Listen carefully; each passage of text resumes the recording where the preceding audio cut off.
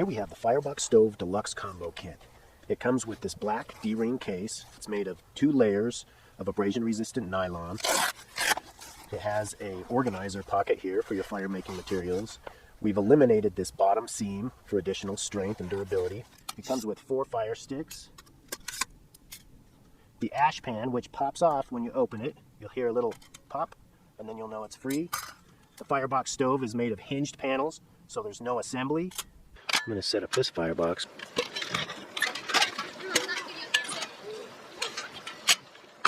The ash pan slides in down below. These fire sticks have all kinds of different uses. They're not the one. You can put them across the top to make a pot stand for a smaller cup or a smaller pot. You can even pick the firebox stove up with them. I'll show you how the boil plate works. So the cup goes down in, and then the heat exhausts out the front, and it's just a very efficient water boiling system. You could put a stainless steel water bottle directly over your hot coals. Set that up like that. This hinged damper has a slot so that you can leverage it. Let me show you how the adjustable fire grate works. You can raise the level of your fire for wood pellets or charcoal briquettes.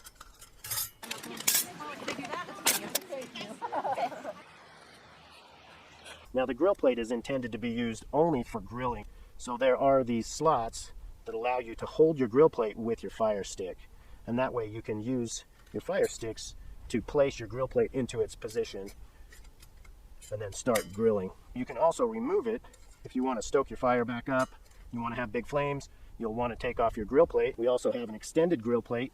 This is as long as the firebox is tall.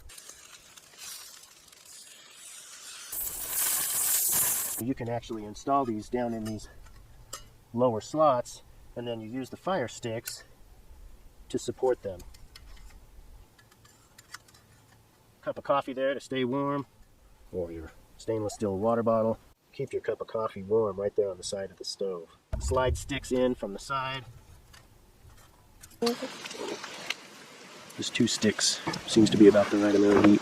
It's a very efficient stove. People buy it because they're excited about how many things it can do, but then they're always very impressed at how well it works. So I hope everybody enjoys their Firebox stoves. This is Steve, founder of Firebox Stoves. I really appreciate you watching.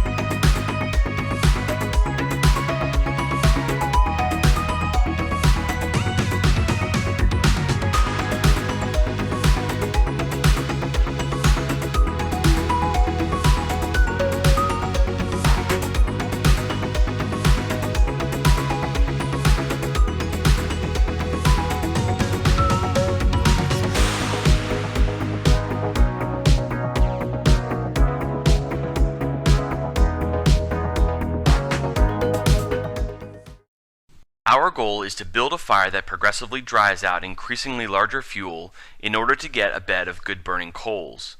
Coals, once achieved, will easily dry out and burn additional fuel while also thwarting moisture. Here are the 3 basic principles to building a fire in the rain. 1. Elevate and protect the flame from dampness. The ground will be very damp, which is extremely dangerous to our fragile flame. We also need to protect it from additional rain. This is where the hexagon wood stove comes in very handy, as it does both well. 2. Use a long burning fire starter to dry out and ignite kindling. The kindling will be wet as well, so we need a fire starter that will burn long enough to dry it out and ignite it. Select a fire starter that will burn for a minimum of 3 to 5 minutes, like paraffin or petroleum jelly soaked cotton balls. These fire starters also tend to be waterproof. 3. Burn lots of kindling to dry out and burn larger fuel. As the saying goes, small things burn easier than big things, so gather a lot of toothpick to pencil width size kindling, even more than you think you will need. The smaller the size and the greater the amount, the better. From here, it's simply the process of building and lighting your fire as normal, while paying extra special attention to using lots of smaller wood to dry out and burn the larger wood. Do so correctly, and you'll have coals in no time. When you get your Emberlit stove, it comes with 4 main sides, and 3 of the sides are just like each other. One of them is not. This is the front or the feed door. If you notice on this panel, there is no little slot right here. Okay, that's important. The way that you want to assemble your stove is you start with one of the side pieces, and you make sure this little emboss, this part that's pushed outwards, is towards the outside of the stove. And so we just start by hooking the sides together one at a time. And once I get to this point, I have the 3 sides hooked together. Then what I want to do is I want to find the base plate. Doesn't matter if you put it up or down, it's up to you. But you slide it in so that those 3 tabs, these 3 little tabs on the side, line up with the slots on the side panels. Fit together like so. Now this is why it's important that you put the front feed panel on last. Notice how there was no slot right there and no tab?